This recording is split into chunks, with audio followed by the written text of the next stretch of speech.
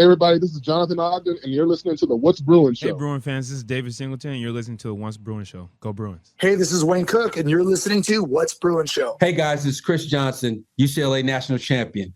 I need y'all to listen to the What's Bruin Show. These dudes are off the hook. This is Maurice Jones-Drew, and you're listening to the What's Bruin Show.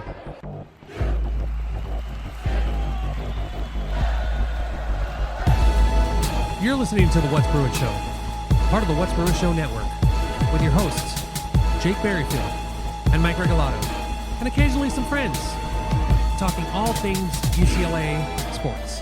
And now, it's time for the What's Bruin Show. Hello and welcome to What's Bruin. I am your host, Jake Berryfield. I'm joined by my good buddy, Mike Regalado. Hey, Mike. He's here on the phone, live from his house out there in the other valley, the San Gabriel Valley. I'm in the STV. San Fernando Valley. And he is currently trying to recover from a trip to New Orleans where he did a bunch of cool stuff, drank a lot, ate a lot, and also picked up a cold because he went boat riding in 30-degree weather, which I still don't understand. But I'm looking at him. I'm looking at him right now, and like he's blowing his nose, and he's literally blown his nose raw. There's a giant red spot on his nose. It's so bad. He could not appear on TV or anything right now. It's rough, but I'm glad you survived your trip, Mike. How are you doing? I am great, Jake. I understand why you have now claimed it as your second home because it is amazing. Yes. I went with my sis. I went with my sisters, and had so many people say, "You haven't been there?" I'm like, "No, I haven't been there. Get over it." Jake, of all people, 2 days before I left, he's like, "Okay, I have recommendations for you," and I was like, "Okay, cool." I waited like 20 minutes and nothing, but that's because Jake was doing some investigative journalism for me as he threw like 20 recommendations at me. I need a little time. It was brilliant, and especially because like we just stayed in the French Quarter. For those that know New Orleans, it's like on the southeast side, right by the Ole Miss, and really fun atmosphere. And we went. It just didn't even occur to me. We went during the start of or the middle of Carnival, right before Mardi Gras. Yeah. And that it was wild. Aside from the fact that it was 30 degrees on Saturday, it was a little bit warmer on Friday when we got there. But just super fun. I hit up as many places as Jake and friends tried to recommend. We went to what was it? Some Café Du Monde, I think it was. Whatever where we had beignets, which I never heard of before, and apparently they just put a lot of sweetened crack cocaine on top of this a lot of powdered sugar going on there. Baked. They're throwing a bag filled with powdered sugar. Yeah. Yeah, my sisters were like, "You're gonna get dirty." I'm like, "Why?" They drop it on the table, and like this mountain of sugar just kind of like falls to the side, and part of it on my lap. I'm like, "Wow, okay." Oh God, it was amazing. Yeah, we talked about Scarface. This is basically. But no, I had an absolutely great time. Yeah, I did get sick because my sisters wanted to do everything, including a swamp tour in 30-degree weather, which I still find astounding. Which was, what the funniest thing was as well? I had cell service out there in the middle of nowhere. My daughter had texted me saying, "Hey, what's going on?" And I sent her pictures. She's like, "No way, are you in a swamp?" I'm like, "Hells yeah!" And I'm like, "Do me a favor, because she's my daughter. She's high schooler. I have her location on my phone, and she has mine, for safety reasons." Yeah. And I was like, "Do me a favor." Look at where I'm at and screenshot and send it to me. And she was like, "Where is this?" I'm like, "We're in the middle of nowhere." That's awesome. We literally took a bus 45 minutes out, went across Lake Pontchartrain to this place called like Sidwell and just somewhere just out that way. And did this swamp tour. It was also hilarious. And I say hilarious mockingly to myself because there was also this bridal party, hen party, and they were annoying as hell. But it was so loud and cold, I didn't even care. I'm like bundled. Yeah. Wow. It was awesome. But yeah, the fact that I had, literally there are these like houses on stilts on the bayou right there on the water. I'm just like, I just kept going to my sisters. And they're like, "Shut up." Nice. Just totally fun, but I recommend it. 5 stars. Anyway, we're not here to talk about me. Yeah. So, Mike, a couple things to note. Number one is What's Bruin Show on the What's Bruin Show Network. Thank you for your support. Yes. We'll get to a couple of phone calls in a minute. I do want to, tell you that I was on a cruise last week, and then that led directly into your going on vacation. And you had sent me a show that that you wanted me to publish for you, and I'm like, oh yeah, I can do it. And it turns out that I couldn't do it with the apparatus on my thing. So that's going to publish tonight too. So there's literally an old show and then a new show going to be in the feed tonight. Just in 30 seconds, summarize what you talked about on that last show, Mikey. Well, that's actually good. I mean, because one of the things I talked about, basically, we're going to talk about the same things right now, just a week later. The main thing with football is that the portal is closed. The Bruins have 44 commits coming in next season. Bob Chesney is a freaking god until he isn't. Right. And then I also went over the football schedule, which is great because I even said I do want to bring up this topic again when you come back, because I wanted to get your takes on this, because personally, I think this is a very advantageous schedule for Bob Chesney in his first season. Then I went into women's basketball, who are still rolling, and they're even rolling even more, which we're going to get into, so I don't want to get into too much of that. But then I talked about the big win over Purdue. They got a second win after that, but since I did that one, there was a controversial loss on Saturday, the first loss at home for UCLA. And currently, as I'm looking, the Bruins are playing Rutgers right now, who is 9-13, and UCLA, which I believe was up by 12 points, is now only up by 3, 19-16. But hey, during that game 2 weeks ago when the Bruins beat Purdue, 2 weeks ago. Was it 2 weeks ago? I don't even remember. Was last week. I don't know. I'm head cold, dudes. Rutgers just hit a 3, 19-19. But again, when we were talking during that Purdue game, UCLA came back and won that game and beat the number 4 team in the nation. So maybe I should just quell my expectations here. But it's 19-19 against a team that's 9-13, 2-9 in conference. So let's see how this game turns out and what Mick Cronin says after this one. So we'll check in on it. And that's basically it's early, so don't worry about that. Yeah. Okay, well, good. So it's that's going to be right before you in the feed. I didn't want to spend too much time talking about it, but that's why it's there. And then you have tonight's episode, which is fresh, 97% fresh tomatoes for you. But with that being said, there's a lot to catch up on. Like for the last few weeks, when it's just been you or it's been both of us, I've referenced that, we do have a hotline, and, we want people to call it. And guess what? People have been calling it. I just have been neglecting them calling it. So the hotline is 805. We were on vacation, people. Yeah, it's been a rough December, January. Sorry, I didn't mean to cut you off, Jake. That's okay. 805-399-4WBS. Second 4WBS. Second rate of joy. And so we're just going to catch up on some phone calls real quick and go from there. So here we go. This is from January 13th. Oh, like we're going on 25 days old. So it's Mike from Santa Clarita. We love Mike. What does this say? Hey, what's Bruin Show? It's Mike from Santa Clarita. I'm calling in at about 9:15 on January, 28th, 2026, year of our Lord. That's not as old as I thought. Hey, I'm calling in to make sure that the hotline stays active. So you're welcome. We appreciate that. It'll be named after me. I'm kidding. But 2, the schedule just came out for football in 2026. And, there's a lot going on in the program, but I would love the What's Bruin Show to do a deep dive analysis on the UCLA football schedule for 2026. So, anyway, keeping the good times going by this line being open. And I'm already looking forward to football. Basketball's fun. Baseball should be good. And we got a long time till kickoff. But just wanted to call in and keep the good times going with some football talk. So you guys are the best. I'm looking forward to another year in UCLA football. So happy late New Year, and let's go. Go Bruins. Thank you. Thank you very much, Mike. And that was the newest call in the bank. So we'll go back to January 13th in a minute. But Mike, we are going to do a deep dive on the schedule. You already did it a little bit last week. Oh, yeah. And I'm going to do it again with you just a few minutes. So we'll get to that, Mike. And thanks for calling. Let's get to our older calls. Yeah. Go ahead. I was just going to say, you lucky duck, Mike, because you don't only get one, you get two. And the second one is going to be with Jake, which is what I wanted to do originally because, like I said, I think this is very favorable, very excited. Yeah, and we're going to talk about why UCLA is like completely under the radar too, which I think will be advantageous to them, even though I haven't been able to take advantage of it much recently. Here's another call. Hey, It's fellas, Tony. how you doing? This is Tony.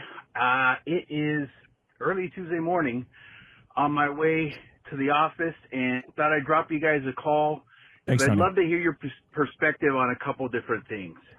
Number one, basketball, not so hot right now. This is a couple weeks Question ago, to you is, before the upset. how much longer before Mick is really in the hot seat based on how the teams have performed over the course of the last few years? Obviously, when he came in, we had a really good run early on, but as he's developed the team and added his own players, it doesn't seem like the team has gelled or really hit its stride, with respect to making any sort of prolonged run in the tournament or, even being as dominant as we would hope it would be in the Big Ten, sorry. The second thing I'd love to get your angle on is football. Obviously the opposite of basketball right now. Very, very hot. The recruiting trail or the transfer portal activity is looking great with respect to what Bob Chesney's doing. Love all the additions. I mean, even with the latest addition with the linebacker out of Oklahoma, super, super excited about where the program is progressing towards and how we're looking for, potentially bouncing back pretty well against, what's been a very disappointing last few years. That being said, the question to you is, where else do you think we need to add pieces to this puzzle? Obviously, offensive line comes to mind in terms of my mind, maybe one more linebacker. I don't know how you feel about the defensive backfield, but I feel like they've been getting a little bit better, but still getting roasted on some big plays. So I'm not sure if we can use some help there, but I'll just sit back and listen to your takes. And as always, I enjoy listening to the show, guys. I hope you're doing well and you had a good holiday season, and we'll see you soon. Take care, guys. No, thank you, Tony, so much. So, Mike, we're going to talk a little bit about what Tony asked about already as well, but I just want to get your take. This is before the upset of Purdue, but then, now we've had the double overtime loss to Indiana. Where do you think Cronin is hot seat wise? And Mike's maybe might sneeze, so we forgive you if you do. Yeah, it was coming. Didn't see. I've been muting you during the call, so don't worry about when the call's on. You're silent, but then I port you up. It's okay, yeah. Mike. Just peek behind the curtain. I've been muting too. Yeah. I'm in a lot of pain despite my you wouldn't believe how red his nose. He's like Rudolph. Voicings. Seriously, man. And no cocaine. No, it's not on the agenda. People, stay off that crap. Why is your nose white and red? The thing. Yeah, I know, right? Beignets, baby. That's right. You brought him home. I've noticed a pattern, and it's happened the last two seasons. From the end of non-conference to the start of conference play, UCLA does well. Then there's a period of a few weeks, 3-4 weeks, where losing creeps in. Actually, let me reverse it. No. Yeah, so probably early to mid conference season, UCLA does well. Some losses here and there, but then they go on a hot streak, which is then followed up by some uncharacteristic losses, some streaks,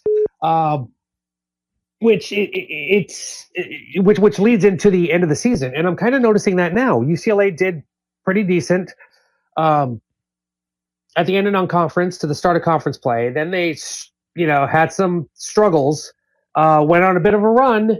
And then once again, towards the end of conference play, they are not doing well. So we'll see what happens. I mean, I don't want to say that this pardon me, folks. I don't want to say that the Indiana game was a huge indicator of that. But if UCLA loses to Rutgers, that kind of puts this pattern back on track to where UCLA is going to do not so great heading into the end of conference play. And that's particularly important because even though they had some uncanny losses, uncharacteristic losses last year, they were still able to get into the NCAA tournament. If they continue to have some losses, which seems like it could be, just looking at the matchups, not saying anything about UCLA itself, if they have these losses into the end of the season against the toughest teams in the Big Ten, they're probably not going to make the conference. So this whole the NCAA tournament, the NCAA tournament, lose pattern, not great. It's not not really looking good for UCLA. As far as football, Mike, just absolute. Today on ESPN, I saw one of the writers was saying something like, "Sorry, I didn't give you a chance. Go ahead. Go. Just real quickly, I just want to point this out too." And they're like, UCLA labeled as a bubble team with work to do. And they were like, if you look under the hood, they actually have some impressive wins, and the computers say that they're probably 75% to make the tournament. However, they still have a bunch of big games come up, which you just said. So like they would agree with you too. Like there's a lot of reasons why they should be a tournament team, but they can't kind of rest on their laurels so far. It's assuming that they still do good going to the end of the season, not win one, lose them. So yeah. Now, Mike, with the football, just keep this to a 5 to 10 second answer because we got a couple more calls. And that is, if you could add more guys to a position group, give me one or two that you'd like to add. What positions? One or two would definitely. I mean, that kind of depends because if you add an offensive lineman, I would like to have a good offensive lineman, not necessarily a project or a 3-star that might be good in 2 years. Especially if you can get one out of the transfer portal, which can maybe start or be active. I would definitely like to have another offensive lineman, another wide receiver, as well as I think UCLA could do with another defensive lineman. I think they did really well. Okay, I'm going to add one more. Another key defensive back. Okay. I fudged it a little bit, but that's it. That's basically where I think that they could do well with if they added an extra. What about you? I'm going to say I like where they're at with the offensive line right now. Just obviously you could add offensive line, that'd be great. But I'm going to say relative to the other positions, I'm kind of agreeing with you to a degree in that, I think you could always use more giant D linemen or kind of edgy guys, either interior dudes or guys that can rush. I'm going to just lump that into one category, defensive linemen. And then they could use some more linebackers that are proven or that are going to develop in whatever sense. Right now, I'd like to see more linebackers so we can have a good linebacking core that we've had for the most part over the last, if you look at UCLA football for the last 15, 20 years, that's probably been one of the most consistent good groups. And I'd like to see that continue. I don't want this to be a year where don't have guys that can, fill holes and tackle guys. So I'd say linebackers number 1, and then defensive line number 2, and then if I had to pick a third, I'd go offensive line just because that's by default. Otherwise, I kind of want to see what all the skill guys they got can do. And I was, I'm think with the defensive backfield, I'm okay with where they're at with that. So I'm fine with letting that ride. All right, now, last couple calls are going to go back to back because it's from the same person, and I don't know who it is, except for by the phone number. I don't quite recognize it. I think I recognize it, but what I do know is in the Google voice to text, where it transcribes it, I see a 10 and 2 there. So I'm just going to assume this is Dez. So I got 2 calls from Dez, and we'll see where we're at after that. I'm listening to the show, and I hear my 2 favorite numbers. 10, 2. Not 6, 7, 10, and 2. And I'm glad Mike agrees with me. I'm glad somebody sees the light that this year, this season is the year that we hit 10 and 2. Not 9 and 3, and then get a 10th win in the playoffs. Speaking ahead of myself, that's next season. Playoffs next season. Not 9 and 3 and then get a 10th win. No, we getting 10 and 2. College football playoff. I'm ahead of myself again. Not playoffs, in a bowl game. It's coming. Get ready. It's happening this year. It's happening this year. I know it's happening. I can feel it. I did feel it last season too. Oh, shoot. Sorry. I cut Dez off, but guess what? He had another call, and it says this. Kevin's out, and we got a 10 and 2 season loading up. Anyway, you guys have a great day and Happy New Year. Go Bruins. Des, I didn't want to cut you off, but I think we get the gist of what you're trying to say. And what I would say is, if they're in the Big Ten and they go 10-2, Des, they might be in the college football playoff anyway. So I mean, like there is that to say. Yeah, I'm not sanctioning Dez's 10-2 prediction, like as usual. He's deluded, and I love that about him. But I mean, could they? Sure, they got two. Well, we're gonna talk about the schedule in a minute. But if you look at their two toughest games are on the road, I'm gonna call those scheduled losses. After that, I mean, I see a lot of things that scheduled losses. They could win. They could win them. Scheduled losses is playing at Coachella next year. Yeah, exactly. Are they likely, Mike? We should start that band. Are they likely to win all of their 50-50 bands? I don't think so, but we'll see. Okay, so with that being said, that was the hotline 805-399-4WBS. Sorry, it was so constipated. Second Rain and Troy. Those are thank you, Second Rain and Troy. We love Rain and Troy. They're moving, by the way. They're moving from the Valley now. Mike is in the San Gabriel Valley. I'm in the San Fernando Valley, and my favorite other people to podcast with, are Ray and Troy, and now they're going to be in the South Bay. They're going to be South Bay people. So, oh damn, my little standby reliable thing, and that is a little bit of breaking news. But they did say it on their show that they were moving. They didn't say where they were moving to, but I was going to break that news. They're going to South Bay, and I'm a little bittersweet about it, but it's a great situation for them, so I'm happy for them. But anyways, that's Rain and Troy. Suck it. You guys can suck it. Now, hey, you got to tell them about the Raging Cajun. They have some good Creole food down there, out in Redondo Beach. Oh yeah, and I will mention that. And Michael is a South Bay child as well, so he already. And by the way, that's right. Yeah, he's from there. Yeah, Raging Cajun because he eats like a 5-year-old. It's chicken nuggets and white rice for your boy. Anyways, Mike. Oh God! Don't get me started. Don't get me started. Anyways, isn't he Latino? That sounds like something that you would just eat in Kansas all the time. I'm not making fun of Kansas, but come on now. Yeah, technically yes, but not really. Okay, so yeah, I do remember that he doesn't let his food touch, which is very bizarre. There's a lot of stuff in Mexican culture. That's all food does is it touches other food. Yeah. Anyway, he's got a lot of hang-ups. Anyways, I do want to mention that we also have an email. UCLA, I'm sorry, UCLA, that's my other. What's Bruin Show at gmail.com. What's Bruin Show at gmail.com. And my good buddy, Benton. Hello, Mr. Benton. We asked for ideas for drops like a month ago, and he sent me no fewer than like 4 emails about different drops we could do. And so I emailed you back today, Benton. I've been seeing these in the last couple of weeks. I just haven't responded, but oh yes, I'm keeping track of them. And oh yes, at least a few of these will make it to the show. And there's some really good ideas here that I'm excited about that I'm not going to spoil right now. But if you have any thoughts about incoming players to UCLA, since there's going to be, 90 new players, we don't know any of them. Who are these freaking guys, as they say in Major League? Half of that, but yeah. let's welcome them by thinking of fun drops to call them by. And I'll unveil those as we go. But thank you, Mr. Benton. Hello, Mr. Benton. And then, Mike, are you going to be going to the Women's Elite 8 by any chance? I think it might be in Northern California, maybe, or something like that. Sure. The first 2 rounds are obviously, we basically expect UCLA to be a number 1 seed, which means that they will host the first 2 rounds.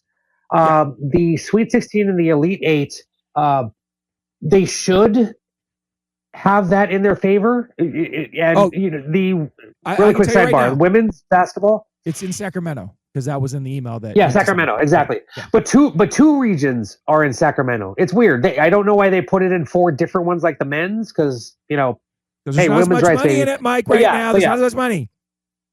There's so much more money than there was like 2 years not ago. Enough anyway, it's okay. It can grow. It is plenty of time. Dude, there's enough money. Anyway. Yeah, so they would go to Sacramento. I don't know if I would go if I'm planning on going to Sacramento, but I will say this. I'm already looking at hotels for Phoenix because that is where the Final Four will be played. Wow. So the reason I bring it up, Mike, I think this might help you with your decision-making tree, because if you don't go to Sacramento, there will be What's Bruin Show correspondents there.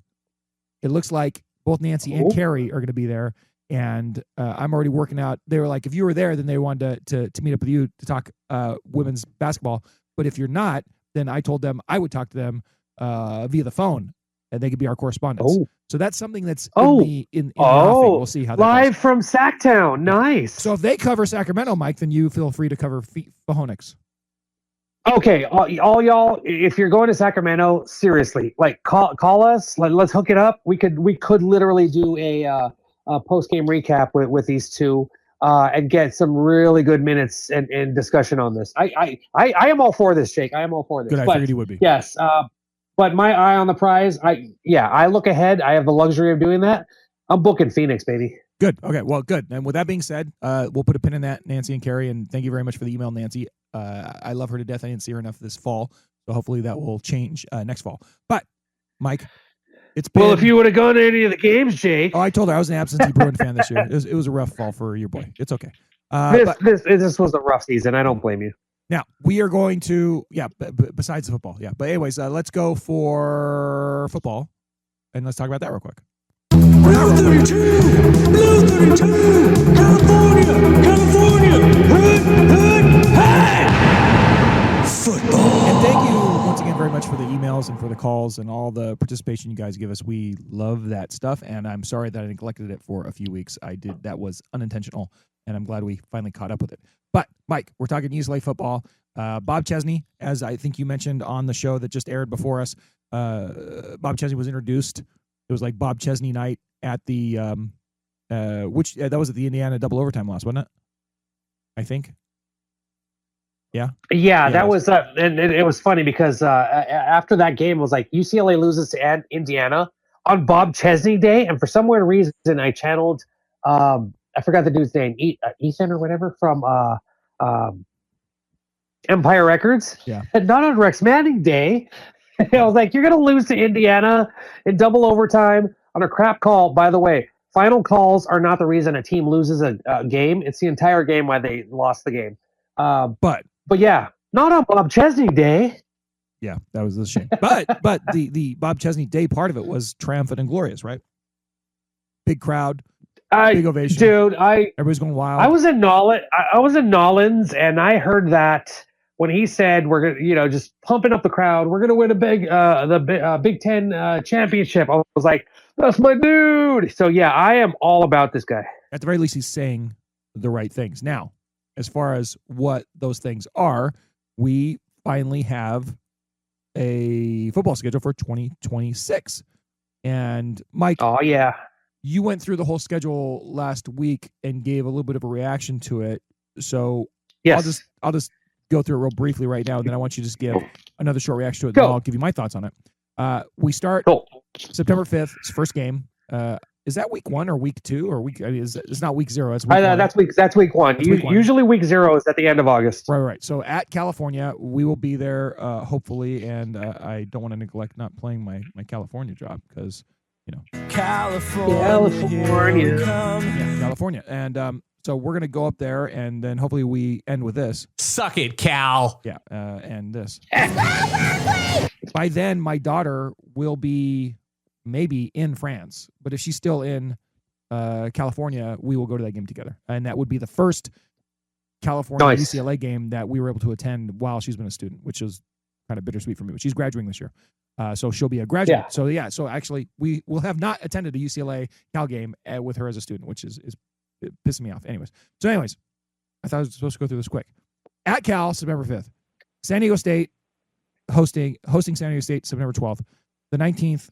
Purdue hosting, and then they go on the road the following week at Maryland, and then they have a bye week, and then at Oregon, and then they host Wisconsin, then they host Sparty with a new coach in tow, and then they host Nevada, which is kind of like a built-in sort of, I don't want to be disrespectful, but against the Wolfpack should be sort of a built-in sort of bye type of thing. So they have that game on Halloween. We don't want any Halloween surprises. And then the next week they're at Minnesota, the Golden Gophers. And then right after that, they're hosting Illinois, and then on the road to Michigan, and then they host USC, those dirty, rotten Trojans, on the 28th. So this is a 1 bye week schedule, right?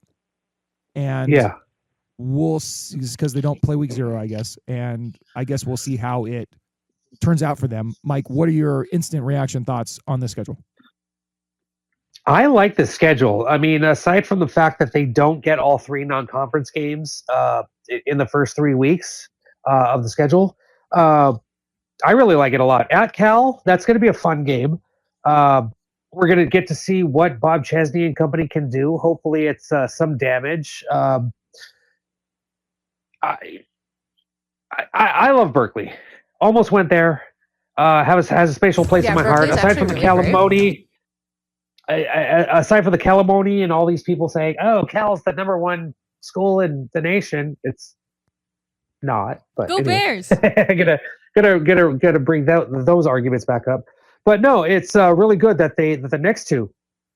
Oh, here's the thing: 7 home games, 5 away games. Right. They also have 5 home conference games as opposed to going on the road 4 times in conference. So you have a game at Cal, then 2 home games, then you go to Maryland, which hasn't been great. That's hopeful. You have a bye, which is gonna be needed because they are at Oregon. That's gonna be tough. I wish it was reversed. I wish they were at Oregon and then at Maryland. I think that would be more advantageous to the bye, because they're probably going to lose that Oregon game anyway. Like, it's probably not a whole lot of many of the world in which they win that game. But, you never know. Yeah, exactly. But I guess you're right, though. If they were going to win that game, this is the circumstance to try to do it coming off a bye. I guess that's good, I guess. Yeah. Give it the old college try. Yeah. And then they this is part of the favorable thing with the schedule. Wisconsin at home, Michigan State at home, who the Bruins beat last year. Then Nevada on Halloween, as you said. Don't give us any spooky nonsense on that day. But that's 3 home games in a row. That has not happened in a long time. Then you go at Minnesota early November, so that could be treacherous. Back home in sunny California in mid-November against Illinois. Then this is the one that's going to be crucial. As in late November. As in it's an well, that just depends loss. on. I mean, probably that just depends on how our homie Whittingham, who has taken over at Michigan because the other guy is cuckoo.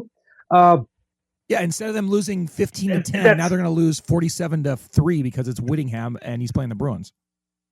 Yeah, probably. But then you have USC at the Rose Bowl, which that is technically a home game, but Coliseum, Rose Bowl, it doesn't matter. It's usually about 50-50 filled with both fan bases. But I just don't. USC. And I'm not just saying this as a guy covering UCLA and went to UCLA. Like, what is USC doing? Danton Lynn took off to go to Penn State, which is understandable. It's his alma mater. They also have I understand why, but I'll get to why. I haven't heard their opinions on this next part. But you have a Keiko Malloy, a few Bruins defensive linemen. They transferred to Penn State, and you understand why. They know Malloy. They know Danton Lynn. Hey, good for them. But they hire what's this? I can't even remember. I was about to make fun of him. Now I can't remember him. But they hired a defensive coordinator after so many weeks of not having any success in trying to hire a decent defensive coordinator. Brennan. They hired a guy who hasn't coached in like 3-4 years. What is going on with that? Like, you're Lincoln Riley. How are you not attracting the top defensive coaches in the nation? And I'll tell you why. It's because it's Lincoln Riley. So I don't have a lot of confidence in the fact that USC will be great next year. I mean, they haven't proven that they're great. I mean, they lost to an unranked team in a bowl game. So what's this next? Oh wow, they won the recruiting championship. Okay, here's your fake, FIFA World Peace Prize award. You don't think Gary Patterson? Mike, you don't think Gary Patterson's an upgrade over Danton Lynn? Patterson, sorry, not Brennan. Yeah. Patterson, Brennan. if he was, why isn't he coaching? It just seems weird that they had to go after a guy who hasn't been coaching in several years. It just seems weird, and it just seems like maybe the start of the downfall of the Lincoln Riley era, because they're not going to start. Even if they go to spiraling 6 for and years. 6. But anyways, I don't want to interrupt you. That's true. The beginning of the end. How about that? Next year, I think, might be the beginning of the end. It might be the end of the end. Well, I think next year is going to be all of the end for Lincoln Riley. But at the same time, we want them to do well enough so that they keep Lincoln Riley. So okay, so Mike, stay on target a little bit. Yeah. Yep. Overall, yep. With the schedule, Anyway, yeah, the schedule. Where are you at with the schedule? Yeah, I like it. It just seems like it's a perfect setup for Bob Chesney to not only test out things early, but if he has a handle on this team a month in, that's going to be really advantageous going to Oregon, having those 3 consecutive home games, and then maybe going 2-2 at Minnesota, home against Illinois, at Michigan, and home against USC. I like this a lot. Now, and I talked about all this. I broke all this down last week, but Jake, I've been waiting to hear what you think of this. Well, I appreciate that. Speak up, bro. Yeah, bro. I am with you, bro. In that I really like the schedule, number one, and I really like the schedule because number one, you hit it on the head, Mike. 7 home games, 5 road games, and you could make a very good argument that the 2 toughest home games are the last 2. Like in this schedule, it is very backloaded in that I think the hardest stretch they have is the Illinois, Michigan, USC, right? And that's 2 home games in there. And I don't know how good Illinois is going to be, but I'm assuming they'll be at least pretty good. And I don't know how good USC will be, but I'm assuming they'll be at least pretty good. And it's a rivalry game anyway. And then they have the Michigan game that's on the road. I'm just kind of assuming, looking at the schedule, that they're going to lose at Oregon, they're going to lose at Michigan. Boom, there you are. So out of the other 10 games, then they have that makes it 7 home games and 3 road games. And the 3 road games, I think, are eminently winnable. The most important one of those is going to be winning on the road at Cal game 1. Kind of get the buy-in, to kind of get not the big wet fart of the opening of the season from people who are like, wah, that was fun. Oh yeah, Chip Kelly just lost to fucking, Cincinnati in his first game as a Bruin head coach. We don't want that. We want them to go up there, and that's going to be a pretty. It's going to be a pretty big game. And even on the schedule, the week 1 schedule for NCAA is not great. And this actually becomes one of the, believe it or not, one of the sort of marquee games with the 2 new head coaches playing in a week 1 slate that's not very good. So there's going to be a lot of attention on that game, I think. And that's why I think it's real important for UCLA to show out. But then after that, you get the San Diego State, Purdue, Maryland matchup. And I think that's actually, the Cal game is going to be tough. And then you have 3 games where you really can get your feet under you. 2 on the road, 2 at home and 1 on the road. And then you take the probably scheduled loss at Oregon. And then you have another very manageable stretch of Wisconsin, Michigan State, and Nevada. And you can even lump Minnesota in there. And it's like, you go 3-1, 4-0 in that, there's a lot of room for them to kind of, start 4-0, start 3-1, and then have the Oregon game. And then, go 3-1 or 4-0, and so end up with be bowl eligible by the time they end up going to Illinois. At worst, right? I think that's how Bruins actually look at this. They should, at worst, be bowl eligible by the time they're hitting mid-November to go to host Illinois. And if they're not, I think that'll be a huge disappointment. And if they're better than that, then I think we're like, okay, now we're cooking with gas as we're heading into the last 4th of the season.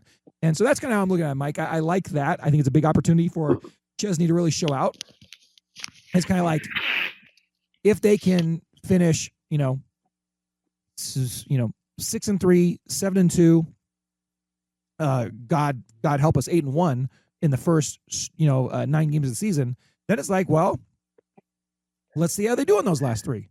And that could be, gearing towards a real special season, or just a much better season than last year, which still would be great, or somewhere in between that, So I'm very happy with the schedule, Mike, to put it mildly, So I'm glad that we're on the same page there. And Dez, I still think you're crazy for 10-2, but I only got 2 scheduled losses here, so why not? Jake, I want to ask you, if you had to pick 3 away games, actually, I'm going to count California. So 4, but aside from Cal, the other remaining 4 away games. Yeah. What are the 3 that you would definitely go to? Oh, I think this might be a year. Well, I would say this might be too easy because I already added Cal for you. Yeah, I'm definitely going to Cal. Like, unless something is going on crazy that weekend where I can't.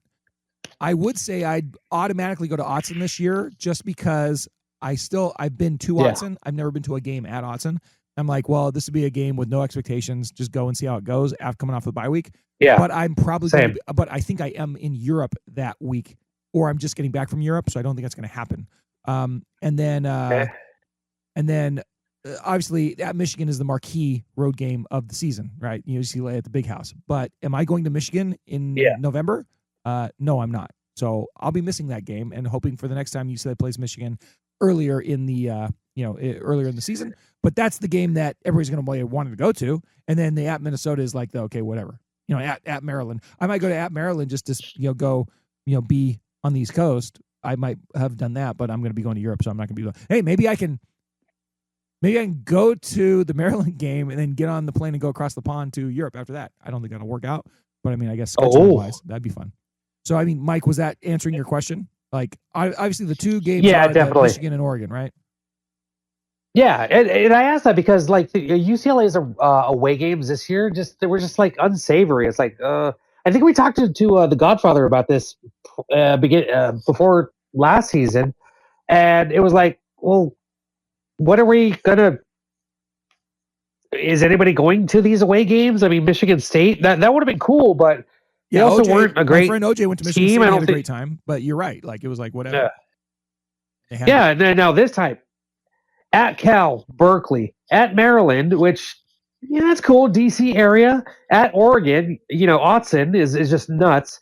Then at Minnesota, I want to go to Minnesota. I like their campus. I've been there before. It's an amazing experience. Probably cold, but definitely at the Big House. Even if it's like, I just braved the freezing swamps of Louisiana, and I'm sure it's going to be a lot different in Michigan. But I'll be down for some 30-degree weather in Ann Arbor. Yeah, and I just want to point out that in the first year in the Big Ten, the big road trip was to Penn State. Bruin fans can't really complain. There's one marquee road game there, even though going to Penn State is a journey. And then last year, Mike, you're right. The road schedule wasn't great, except for they did have at the Horseshoe, which they did do that, and they got drilled. And now this year it's at the Big House. So, I mean, as far as like yearly road trips, there's been at least one for every Bruin fan if they wanted to do it. Now, personally, am I going to Michigan in November? No, I'm not. Why would I? I'm a Californian. Michigan people come to California in November because they're depressed with their lives of being in Michigan. So it's like, I'm not going to just go just for college football, but some people might because it is the Big House. It is Michigan. But exactly, and that's the only that you kind of hit it on the head for me. The only reason I would go to Michigan in late November is for a UCLA football game. Yeah, exactly. But so it's not enough for me. Anyway, I think this is a favorable schedule. I mean, at the very least, make it to 6-6, go to a bowl game, start the process for the next year, bring in some 4-star recruits, hit that transfer portal hard. So what would you be disappointed with far, this schedule, Mike? What's your disappointment? What's your par? Hitting a birdie, going above expectations. Don't you dare say your par is 6-6. Don't you dare. We're just talking about how easy the schedule is. Are you going to be okay with 6-6? No, that's the thing. Like if they go 6-6, that's fine. That's a good jumping off point. I'll be mildly disappointed with 6-6, to be honest with you. That's my point. I would be disappointed with it. Okay. Considering how recruiting is going, how Chesney has done in the last 2 seasons at James Madison, and the favorable schedule, if they're 6-6, hey, great. But that would be disappointing to me. I don't know if 10-2. Actually, let me just look at this real quick. Who would they lose to? 1. They'd lose to Oregon and Michigan. 2, 3. I would say 8-4 is probably the target. That's probably an ideal record for Bob Chesney's first year. Okay. Yeah. You just said 8-4. And that's the optimist playing it safe. So yeah. That's so crazy we're saying that too. It's like, oh my gosh. I know, right? We haven't even seen this team play. And we're like, oh yeah, 8-4. That should be fine. That should be fine. I'm gonna say 7-5 would be my I'm not disappointed with the season mark. Okay. 7-5 would be I'm not disappointed. 8-4, 9-3. I like that. 8-4, 9-3. I would be like, I'm getting stoked about that season. And then 10-2 is not going to happen, Des. But if they happen to be 10-2, I'd be like, oh my God, they're going to playoff. This is amazing. Oh my God, this is Godhead. Anything below 7-5, though, I am at least mildly disappointed. Even they make a bowl game, I'm at least mildly disappointed. I think they need to get to 7-5 just to be like, keep the good feelings going and keep the momentum going. Because if you think about 6-6, that means, they lose games to a lot of teams that were just like, really, bro? That's who you're losing to? That I think that would be hard to maintain positive momentum. I think, at least if you're, and by the way, that would be squandering that nice schedule that they have. Because if they go 7-5, I'm thinking like that's a season where they're, like, let's see, like they're 7-5, and then like they're like 7-2 or something, and then they drop the last 3 games because those are all really hard games or something like that. Where it's like they kind of start strong and then like fade at the end because of the schedule. I'd be okay with that. It would be like par for me. So that's where I'm at. Mike. Yeah.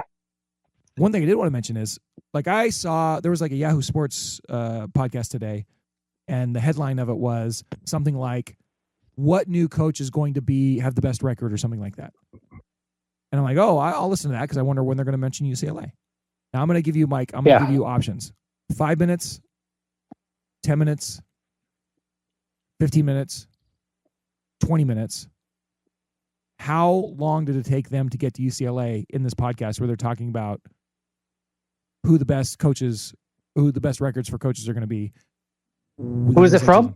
It was Yahoo Sports. So it was like, Yahoo. If it was ESPN, I'd say 20 minutes. If it's Yahoo, I'd say 10. We're like Rob Dellinger and I can't remember the guy that used to be the guy that used to be on there with Stephen Godfrey, and then one other guy. Anyways. Oh yeah. What are you saying? I would say 10 minutes. Yeah. How long did it take them? It was 20. It was literally tied with the last team they mentioned. They mentioned Bob Chesney in the same sentence as Fitzgerald with Michigan State. Okay.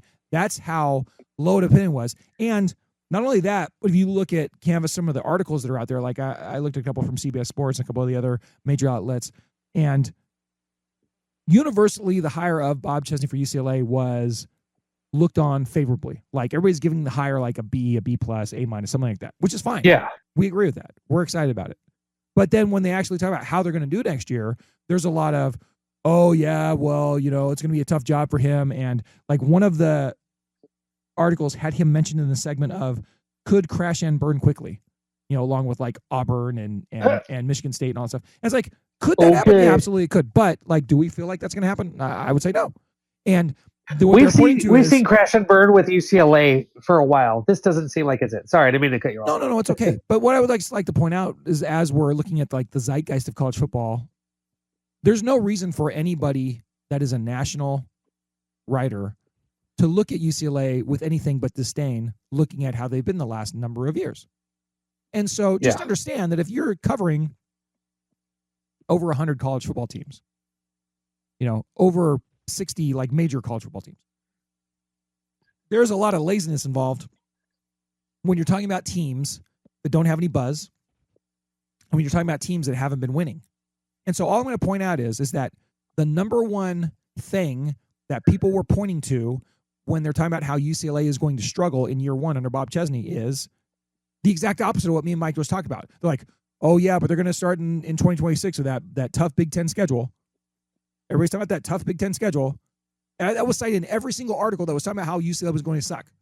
So all I'm going to say is that just tells me that people are just kind of glossing over what's actually what we see here on the ground level, like paying attention to it. Yeah. What's going with UCLA and the vibe change. And could they fail? Absolutely. They could suck next year. They absolutely could suck. But I'd be more surprised by that than if they were pretty darn good. And I think this is a good case to suggest that UCLA is solidly under the radar. So I think we should all just kind of bide our time, hope that September comes around sooner rather than later, and then hopefully have a football season we can enjoy. That's kind of what I'm looking forward to. Mike, how do you feel about UCLA being under the radar? I'm fine with it. It's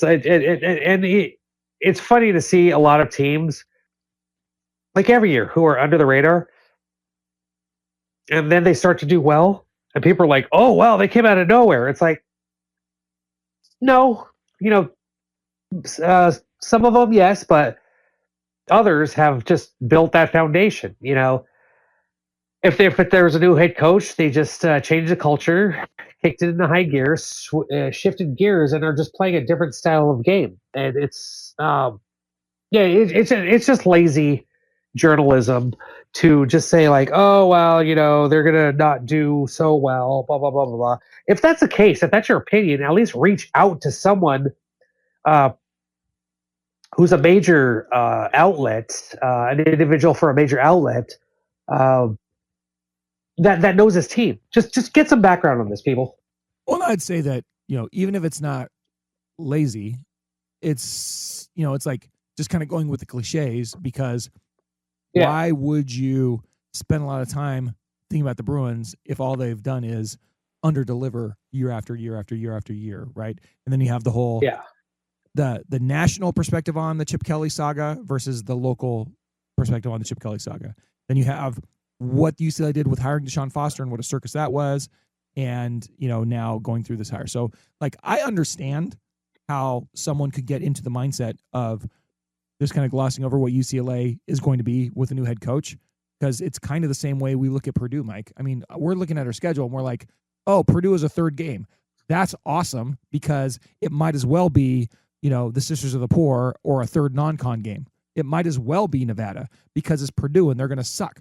But we don't know how good Purdue's going to be. Purdue's looking to come out and be much improved too. And they were improved last year over the year before that. And so this is year 2 for them, right? Isn't that Barry Odom over there? Whoever it is. No, it's not Barry Odom. Who's their head coach? Who's Purdue's head coach? Anywho, whoever it is. I can't remember. It's the guy that they got from UNLV, I want to say. And then that's why Odom was there. But you get what I'm saying? Brennan? Like, was that Brennan? No. He went to somewhere else. He went to Arizona.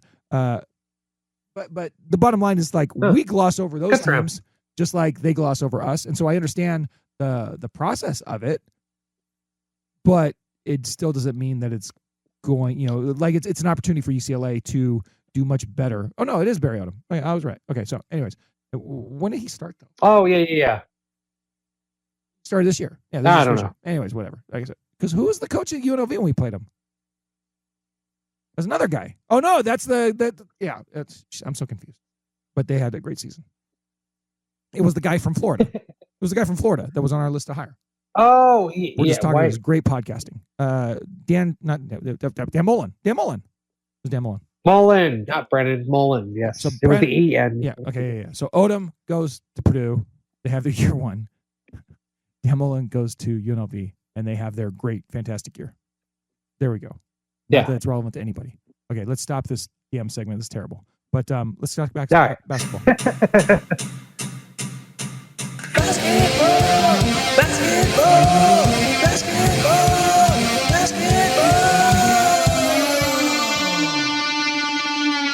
Basketball. And by the way, Dan Mullen stuck it out with the Running Rebs, and he's going to be there running it back with those Ronald Rebs in 2026. Yeah.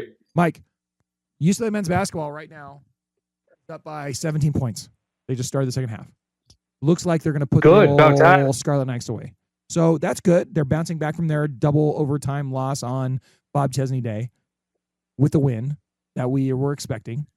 We kind of already talked about what their situation was with the tournament. So why don't you just talk about whatever you want to talk about in regards to men's basketball, but then also get into what's going on with them in the next, 4 or 5 games or so. Yeah, it's still a lot of the same. The offense is all right. It's been improving. And that's been the strength of this team. Defense has not. And it sucks that Sky Clark is still out.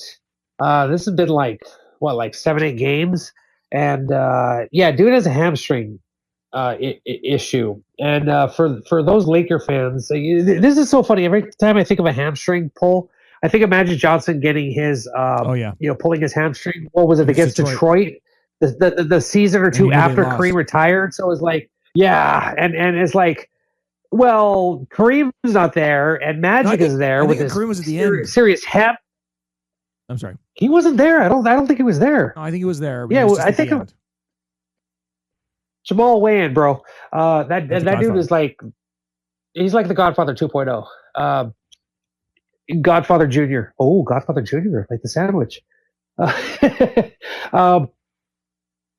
So instantly, and just obviously, the Magic Johnson's injury is not what I'm basing all of my hamstring injuries on. The fact that, like, if you pull a hamstring, that's a serious leg injury. That if you tear it, you're out. But he's not out. He hasn't been ruled out.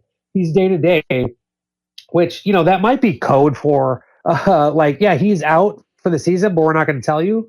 But if it's something that he can come back from, I hope he comes back, because he was an absolute beast. But that's the thing. Does he come back? He's not going to be at 100%. He has to have a few practices, a few games to really get his mojo back. Mike. But it just seems like, What's brewing? News. Breaking news on a weekly basis. News just in. Did I miss something? No. Just for our own edification. The captain, he was on that team, number 33, playing center for your Los Angeles Lakers. Koopaloop was on there. AC Green, Magic. Mark McNamara was on that team. Byron Scott was on that team. Michael Thompson was on that team. I was just in the Bahamas. James Worthy and big Orlando Woolridge was on that team as well. Talking about Scarface and cocaine. It's the following season that he was not there. So that was the captain's last season. Was that season? They get swept by Detroit. Moons over Miami for poor Magic, and the first season without Kareem is the year they got upset 1-4 by the Suns, and then the year after that is when they go to the finals against the Bulls, and then they get beat by the Bulls 1-4. But that's a great season with Magic and Vlade and Worthy and kind of last hurrah. Sorry, Mike, back to you. No. Thanks for that update. But as far as this Bruins team, the toughest part of their schedule is coming up. I mean, they are at Michigan State, never great. They still have Illinois to play, and then you have USC, which they're like UCLA. They should have been good, but they're just meh. This is not a great UCLA team. That's obvious. Is it good? They're good, I guess. I mean, they're 15-7. They're probably going to be 16-7 after this game ends. But that's still just over.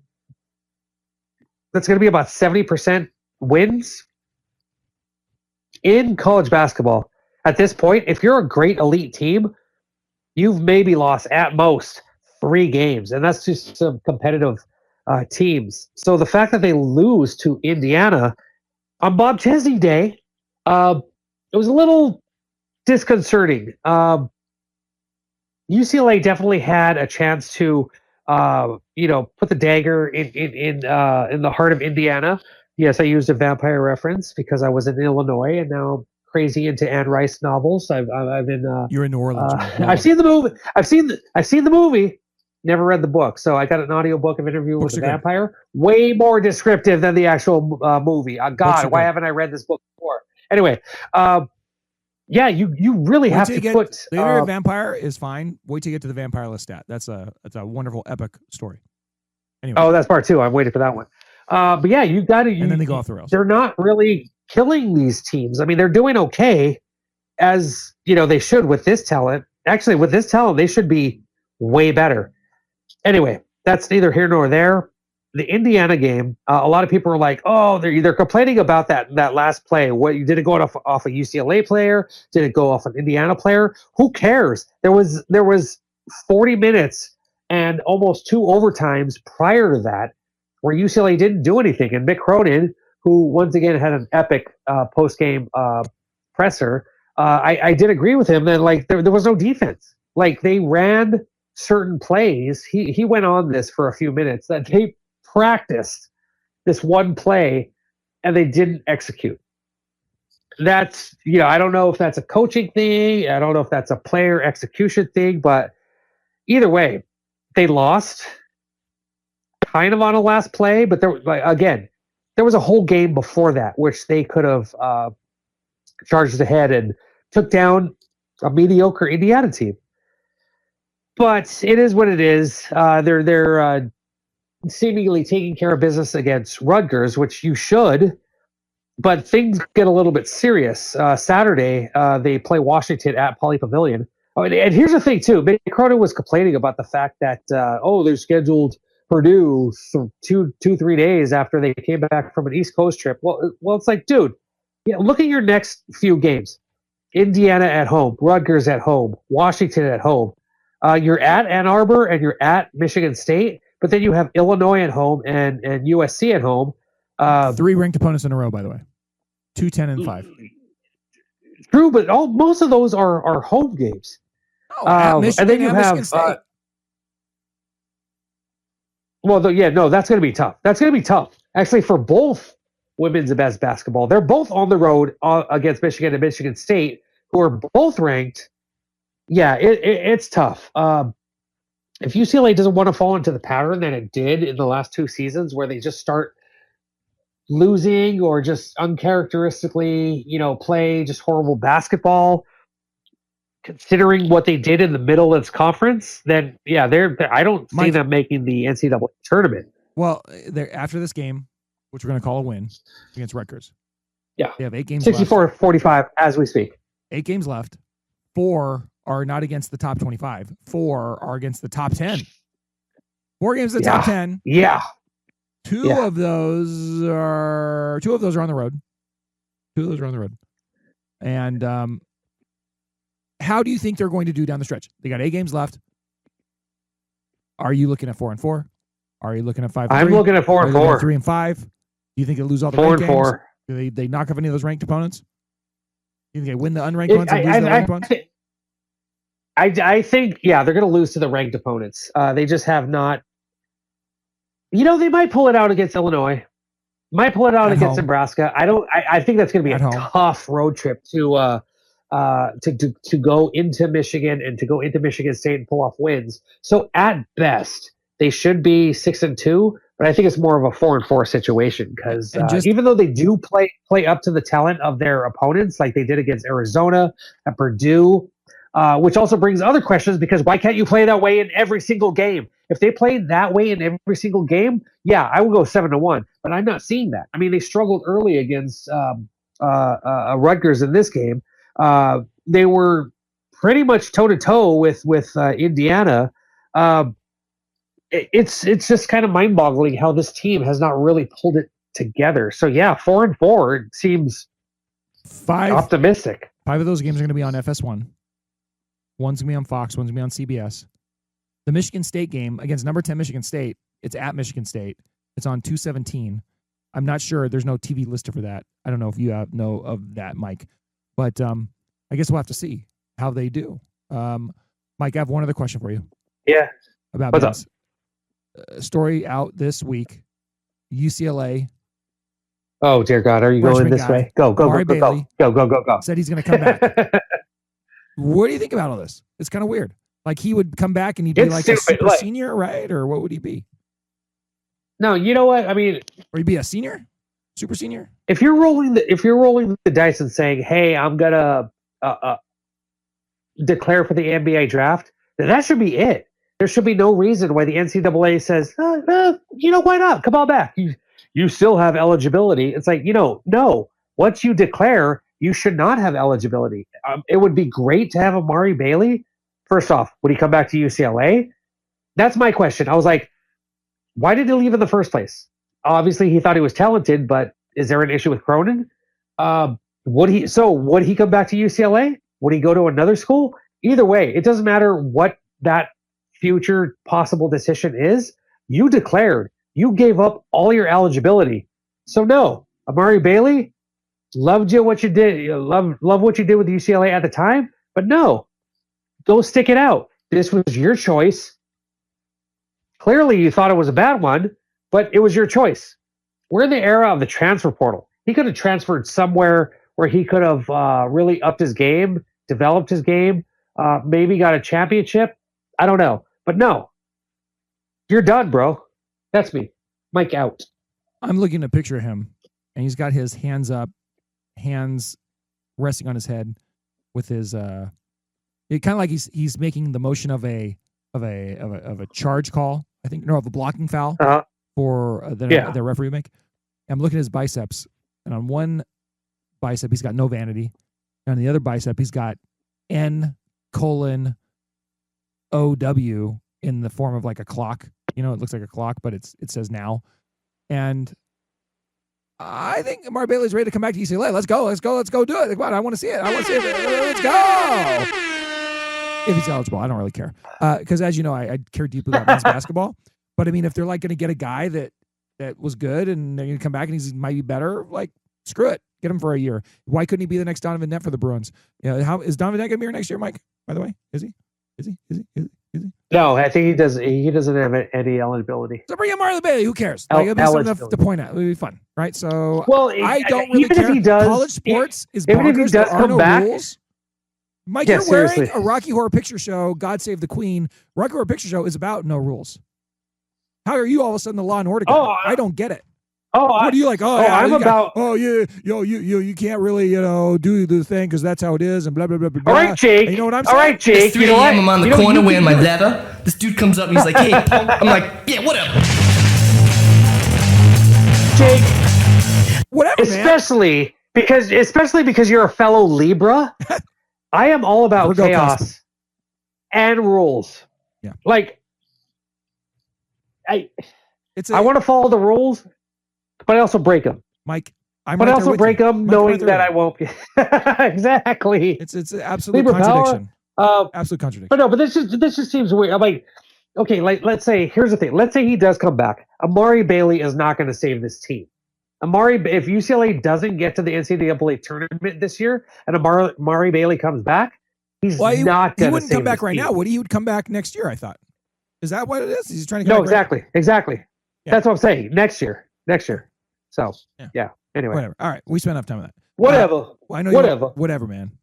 So I know you want to talk about the girls. So let's talk about the girls. Women's. Let's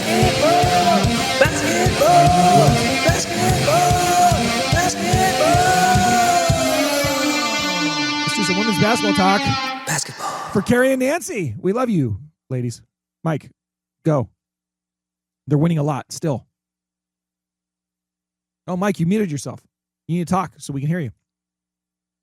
I didn't mute you this time. Oh, I forgot. I didn't unmute. I was in the middle of a sneezing fit rage and I didn't unmute myself. Anyway, let's talk about an actual great team. A team that is 21-1, 11-1, has won 15 straight games, is 8-1 against the top 25, has a 12-1 quad 1 record, which I don't know how that does not put them at the number 1 spot in the net rankings. Yes, UConn is undefeated this year, but they only have 6 quad 1 wins. Well, I think it's because they're undefeated. Like what the heck? They are undefeated, but at some point your weighted wins should mean more than a rinky-dink schedule that UConn is playing. I mean, like, it's embarrassing how bad the Big East is, and yet they're all like, "Oh, wow, UConn, they're the greatest team in the nation." It's like, okay, sure, we'll give it to you just because you simply haven't lost, because you were put there in a preseason rankings, which preseason rankings I'm fine with the motivation. are just that because they move around a bit. But at the very least, UCLA didn't even receive 1 first place vote. That's criminal. Because again, 21-1, they just beat another top 25 team. Purdue is they're good. Wait, was it Purdue? I'm blanking. Who they beat? Yeah, sorry for this, people. Yeah, no. Yeah, they beat them 96 to Sorry, 48. Iowa. My bad. Iowa. 88 to 65. 88 to 65. You beat the number 8 team in the nation 88 to 65 by almost 20 points. UCLA is beating their scoring margin is one of the best in the nation, but against top 25 teams, it's ridiculous. Like the Bruins are. Well, I had the numbers here. I put the numbers somewhere. Their average win margin against the top 25 is something like 18 points. 18 points against the top 25, insane. And then you're here, and then people are telling me that UConn's the best team in the nation because they're undefeated. Yeah, play some people. Anyway, that's my little mini rant before going into this. But yeah, again, UCLA is just there are 3 main factors to the success of this team. There are also a lot of mini factors which are really good, but I don't think we have time to get into all that. Lauren Betts, yeah, she's not putting up the numbers that she has this year, but she's still dominant. And she doesn't need to put up the numbers that she had last year. Why? Because of number 2, outside shooting by all 4 of the starting guards is just amazing. I mean, you have, I don't know what it is today because they update it on a day-to-day basis, but Gabriela Jaquez and Gianna Neekins were second and third in 3-point shooting, individual 3-point shooting. UCLA, I believe, is 5th in the country in 3-point shooting. Like that was a thing that they didn't have last year. They didn't have consistent 3-point shooters. Now they do, and Lauren Betts is not only finding them, her assist numbers are up because of the fact that she has 3-point shooters. And the third is defense. It should be better, but I mean you can't. You know, who's going to say, oh, I don't want this offense. I'd rather have defense. Big crowded. But when you have Corey Close putting this team together that is dominating offensively, and yes, she harps on the fact that she wants more defense. I'm all for that. And they're doing that so far, but their defense has been really good.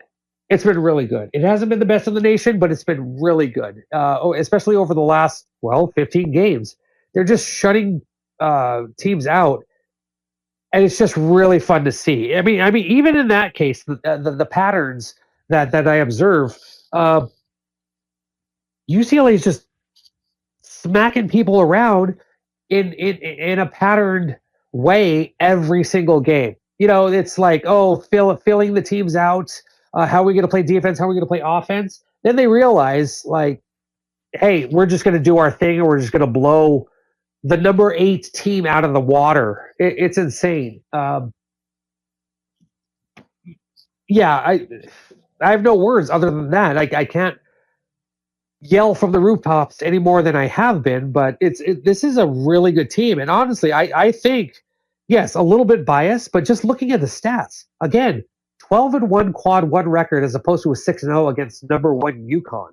That's just, I'm sorry, but at the very least, give this UCLA team some first place votes because they're running through teams.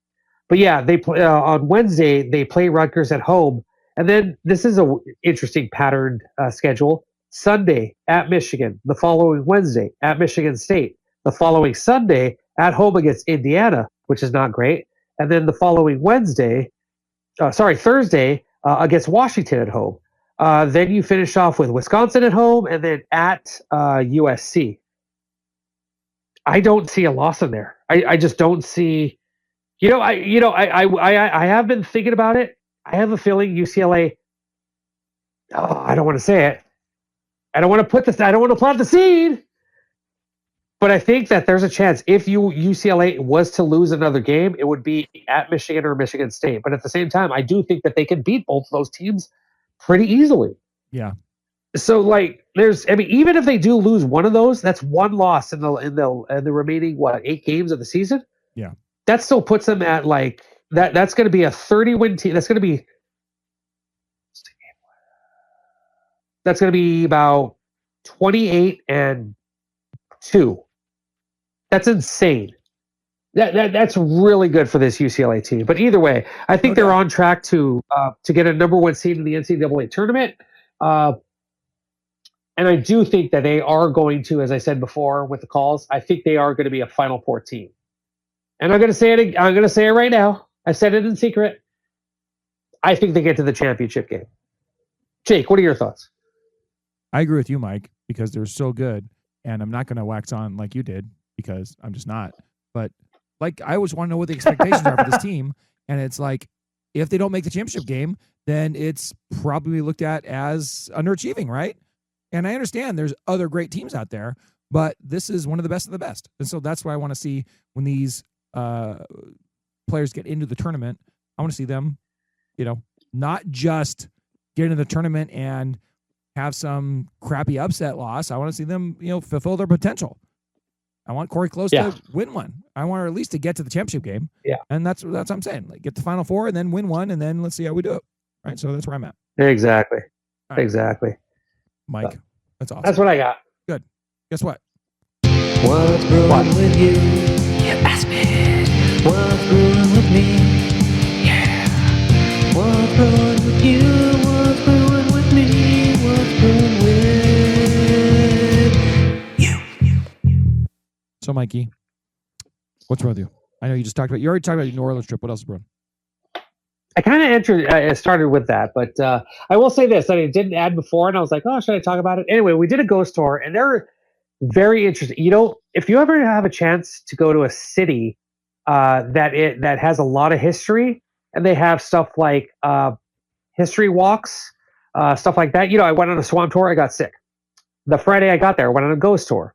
The final day I was there, Sunday, I went on a walking tour of the Garden District. Learned a ton of history. Like, oh my God. I was like, my sisters are dorks, but at the same time, I'm a dork too. So I was like, oh, hell yeah, let's do this. Like, there was more history that I learned on a lot of these walks than I would have from like maybe reading it through books or a New Orleans guidebook. Anyway, so the garden tour that I went on Sunday, awesome. Saw classic houses, why they have the fence here and why they painted it this and this architecture, just mind-blowing with what a lot of these homeowners have done throughout history. But within a 5-block radius, I saw the homes, or at least former homes, of Sandra Bullock, John Goodman, the Manning family, who else? Anne Rice. I saw Anne Rice's house. Oh my God. Fangirl. That was awesome. Like, so if you have a chance to go to a city and do one of these tours, whether it's walking or boats or bus or whatever, do it. If you're a history buff, freaking do it. I agree. I did a two chicks walking tour of the Garden District in NOLA, and then I also did a drink and learn walking tour with a wonderful lady named Elizabeth in the French Quarter. So yes, Mike, I fully endorse what you're saying. Yeah. Continue. Oh, so fun. But just the one thing I wanted to say, so when we're doing the ghost tour, like there's this one, apparently New Orleans, old, swampy, is built on a graveyard. Basically, New Orleans, the French Quarter is a big freaking graveyard. And they're just like, yeah, we're just going to build on it. Our last destination was the Lalaurie Mansion in the French Quarter, which apparently a lot of crazy weird shit went there. Like, I don't want to repeat it because I don't want to bring this down. This isn't a sad podcast. This is a happy podcast for what we try to make it.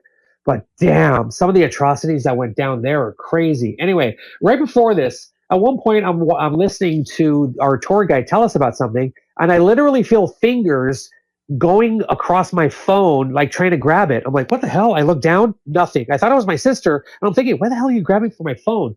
She was there, but 2 feet away. I was like, oh, okay, that was weird.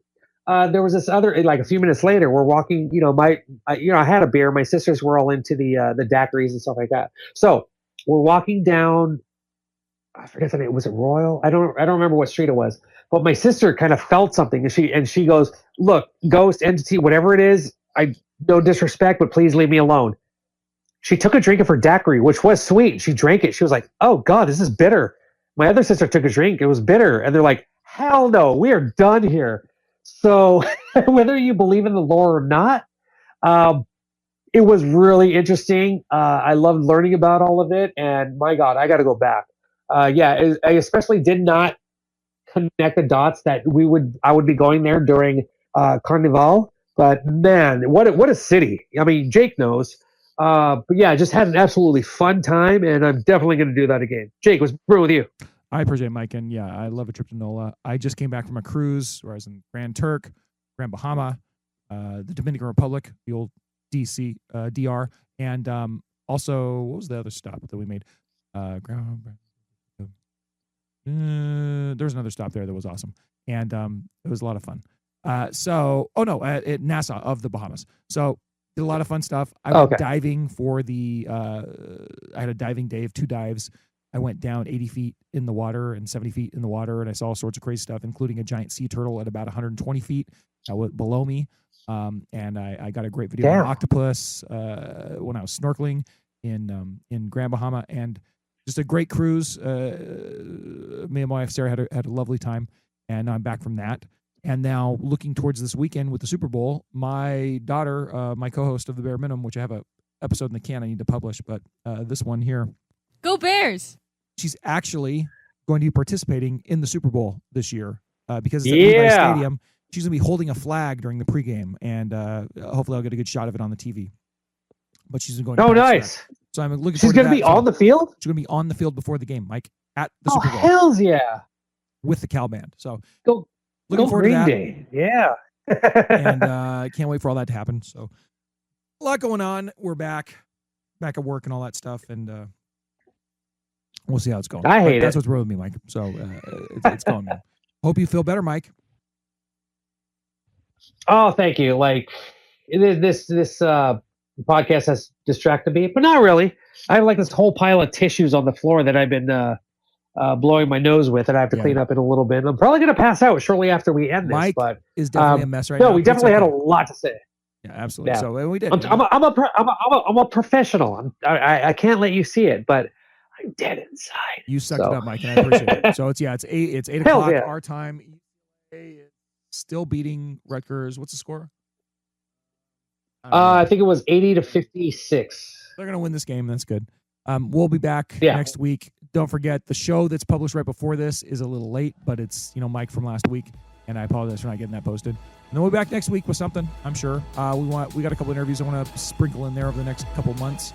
We'll do that as well. I was talking to Wayne Cook about the under the radar idea today, and he agreed with me about what me and Mike were talking about. So that's cool. I'm sure he'll be on the show before we go into the season again. And Mike had a couple guys he wanted to bring on too. So Mike, until next time, thank you. I hope you feel better. And what do we say to all of our people? Go Bruins. Good evening. Smoke 'em if you got 'em. That was the What's Bruin Show. Oh my God. Try us tomorrow. Same bat time, same bat channel. It's got to be in or out, Mom. In or out. Well, I need the door closed. Thank you for your cooperation. Dude, Rob, we play some ball on the West Coast. The final word is boob.